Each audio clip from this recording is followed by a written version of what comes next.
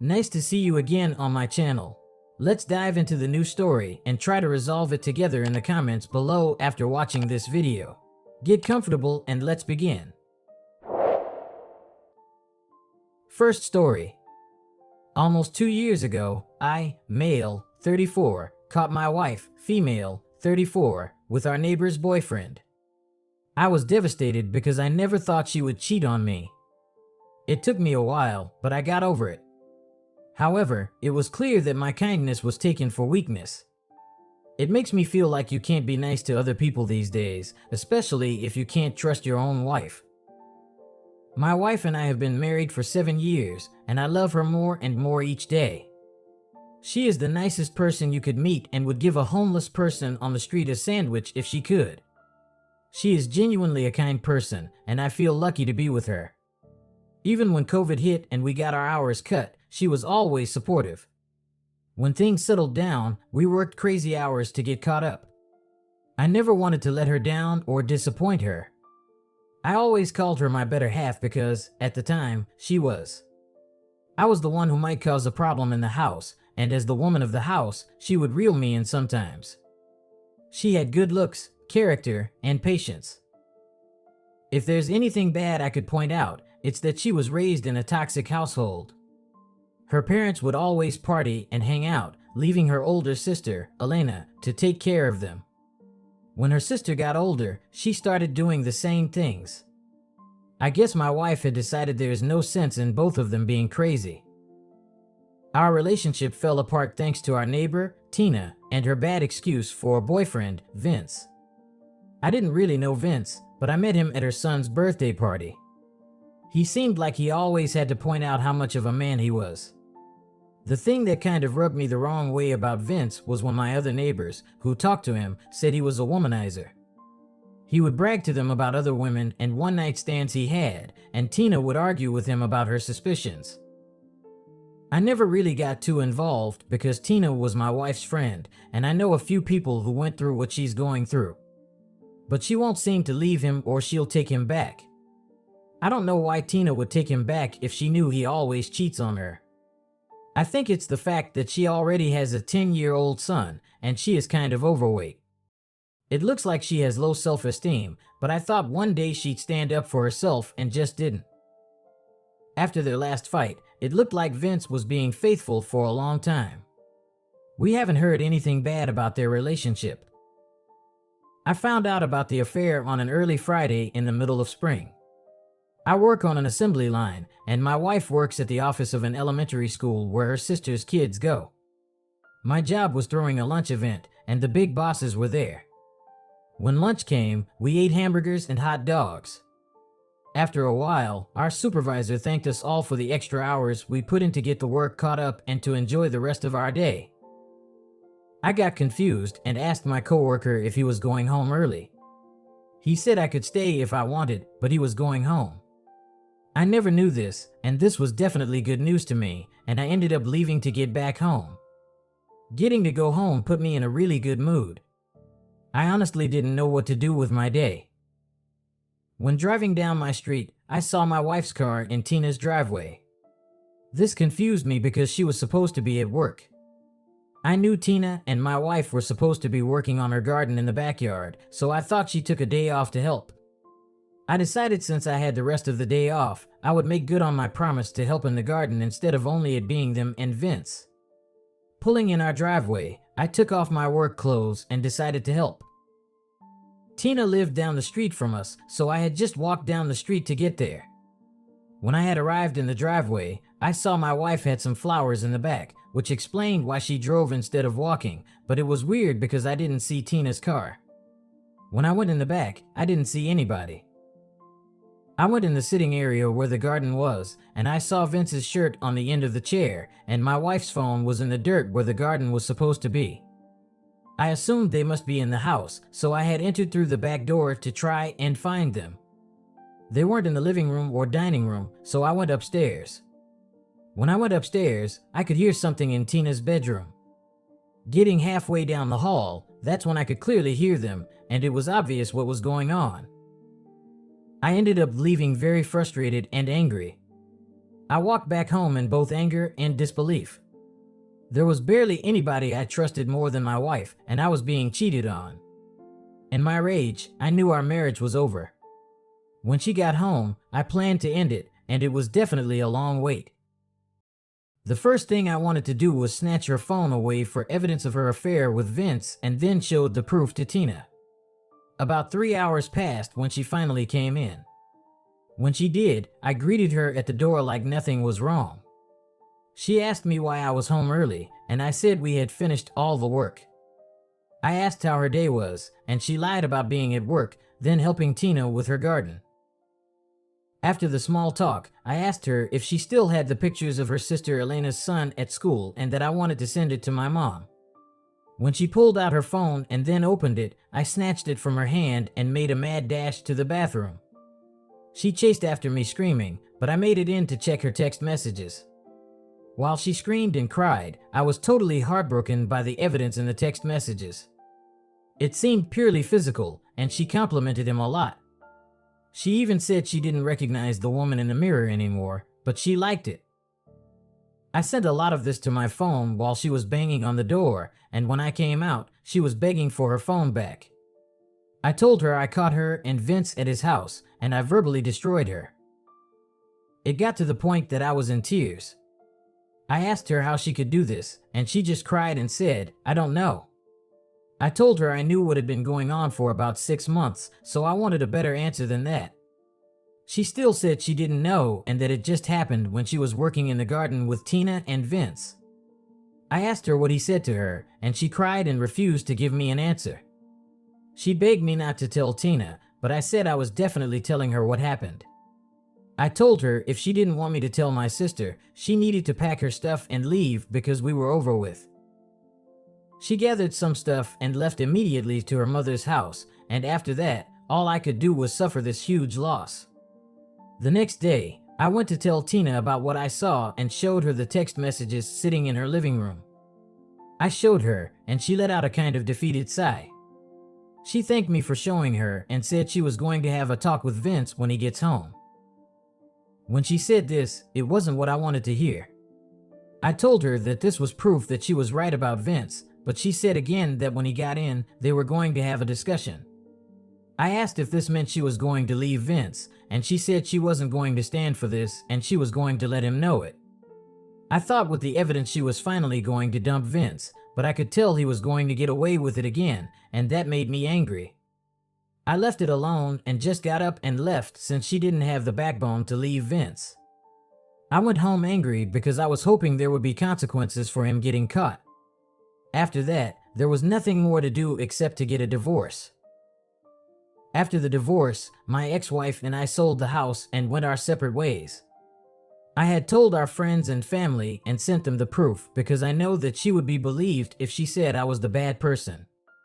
My wife and I always supported her sister, Elena, so when her sister needed her, she let her move in with her for a while. From what I hear, the two of them are inseparable now, and that's not a good thing. She even put a picture of them on Facebook looking drunk, saying her sister is the only one who has her back. To be honest, it was my brother who got me to write about this situation because he kind of blew my mind recently talking about her. He said he was worried at first because he didn't like her older sister and that she might eventually act like her. I think he was right on this because she still admired her sister. Her sister being wild and rebellious didn't help her in the long run, but I guess the apple didn't fall too far from the tree for sure. Let's see what the comments had to say about this situation. Neurodivergentko says, such bravery and calmness you possess to be able to walk away and not get violent when you saw one of the most horrific things in your life. To strategically grab the phone and rush to send evidence to your phone, to ensure that your story stays the truth and to make sure the divorce is fair and she doesn't tell any lies to have it sway her way, takes a huge amount of courage, thought, and self-discipline. You did not freak out and plan her defense after being attacked by her actions. You took back your control by leaving her and not just staying in the relationship just because. That's incredible. A lot of the posts I read usually have someone sure of how to leave someone after finding out, but you know in your heart that you deserve more, and that's really admirable. Good luck on your journey, and and I hope the emotional wounds have healed well. Sinobro says, glad you divorced her. Now she lives a life of drunkenness. You don't need that kind of drama. May you find a trustworthy woman. Story number 2. Hello everyone. I've been lurking around for a few weeks and have engaged with enough posts to feel that it is time for a formal introduction. My story happened close to 30 years ago. I'm currently 61, and this happened in my late 20s/early 30s. Back then, I married my college sweetheart. What always attracted me to her was how I perceived her as a strong and independent woman. The icing on the cake was that she was also what you could call a Caribbean beauty. We married, and 4 days later, we relocated to the east coast of the USA to begin new jobs. I would say that the first 4 years of our marriage were, if not idyllic, at least happier than the average marriage. Since we had no family and friends close, we spent a lot of time with each other, and we had some great times together. Our trouble started when we decided to purchase a townhouse, and I thought that the next logical step in our relationship was to start a family. To my surprise, when I proposed this idea, it threw our relationship into a deep downward spiral. After many arguments, my ex confessed that it was not that she did not want to have children, but that she did not want to have children with me. Ouch. She also said that having a child with me would mean tying herself completely to me, and she did not know if she wanted to spend the rest of her life with me. After these conversations, things did not improve until one day, she came and told me that she was not attracted to me anymore. I asked her if there was someone else she was attracted to, and she said yes, that she felt a great attraction for her boss. You see, unknown to me, she and her boss had developed an infatuation with each other. In her job, she had to travel about 50% of the time, and he would accompany her on these trips. By the time she confessed her feelings for him, they had already developed a platonic relationship, which soon turned physical on one of these trips. When returning from this trip, I could see that something had changed. She was very contrite and began to talk about selling our home and moving to a smaller town in which we could just have a little house with a little garden, and we would begin new and more quiet lives. I must admit I was like, what the F*** are you talking about? You have been talking about not loving me, not wanting to have children with me, and now wanting to relocate with me? She then began to tell me this long story about how her mom, who was divorced and remarried when she was having her own marriage problems with her first husband, had taken a vacation to Mexico and had a 1-week tryst with a local man. This all should have raised all sorts of alarms in my mind, as it was an almost admission that she had cheated with her boss on this most recent trip, but I was a lot younger and a lot denser in the head, so I missed the obvious situation. After this revelation, things precipitated rapidly. She began working late, taking weekends by herself in the mountains where I later learned her boss had a cabin, and even taking a 1-week vacation by herself in order to clear her mind. Keep in mind, these were the times before cellular phones, so there was no way I could have gotten a hold of her.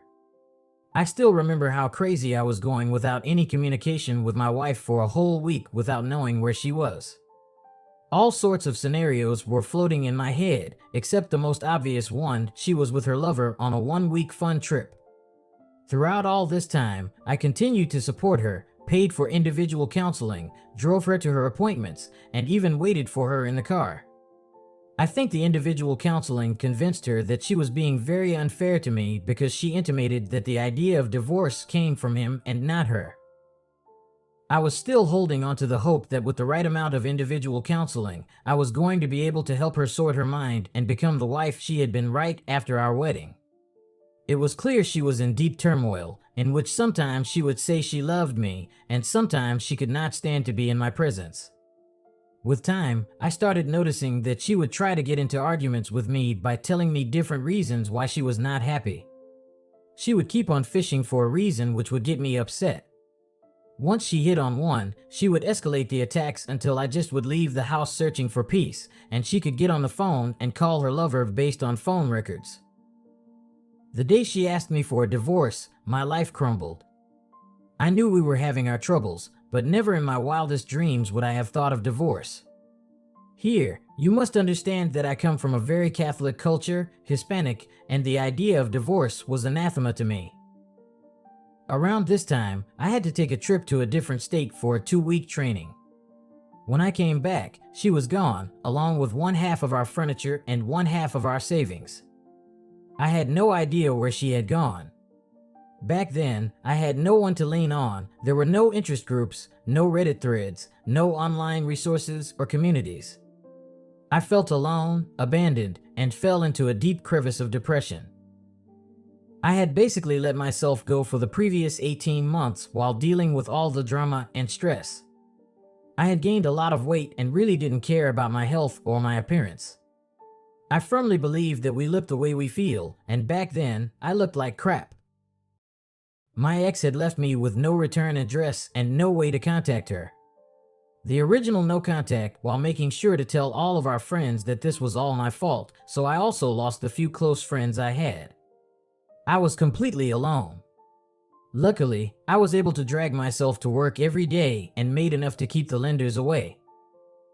After almost a year of feeling like crap, one morning, I awoke and noticed how the shadows slowly moved on the empty walls of the empty rooms of my home, and it dawned on me that if I did not pull myself out of the hellhole of despair I was living in soon, I would become another shadow in the wall of an empty room.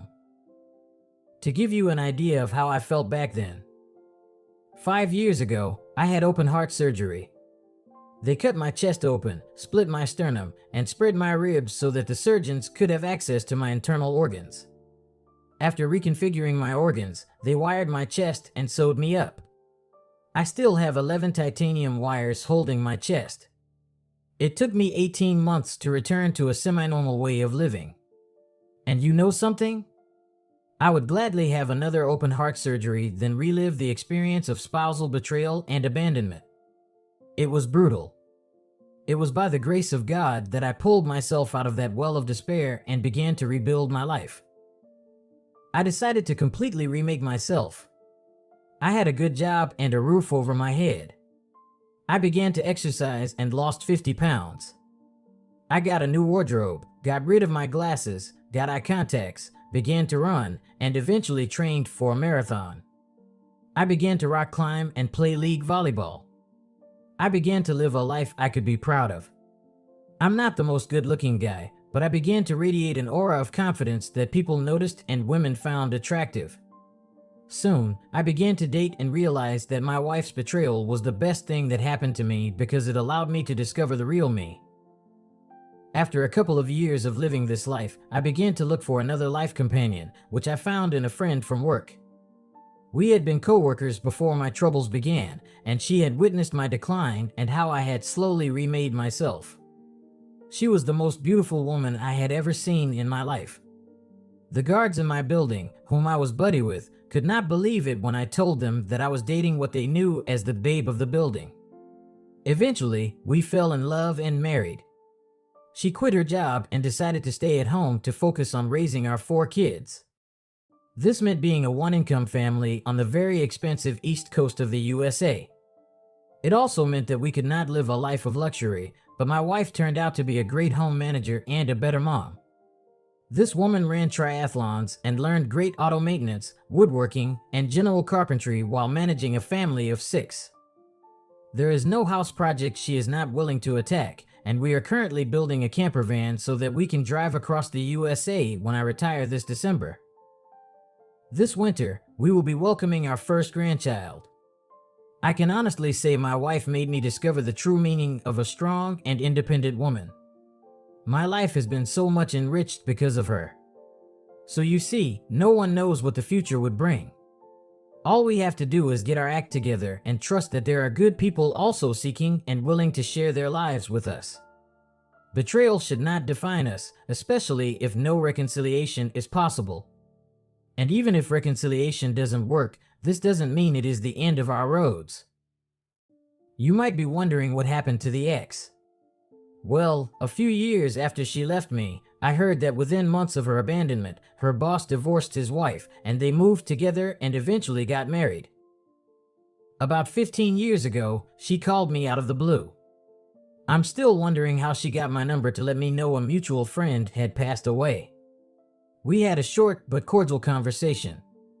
At one point, I asked her how she was doing, and she said that she was living with the consequences of youthful mistakes. To which I answered, "That's all in the past, I don't even think about it," and I hung up. I can honestly say that in my heart, I have gratitude for her because her decisions brought me and my wife together. One last thing, another consequence of my failed marriage and reconciliation is that for the last 15 years, I've led a ministry at my parish. I'm a Catholic permanent deacon for the divorced and separated. I have worked with literally dozens of people who were struggling with their divorces to help them find some peace and look forward to their future with confidence. All thanks to my ex-wife's reluctance to reconcile with me. I have received a few questions, which I will answer as an epilogue to my story. Did she ever apologize? She never even said goodbye.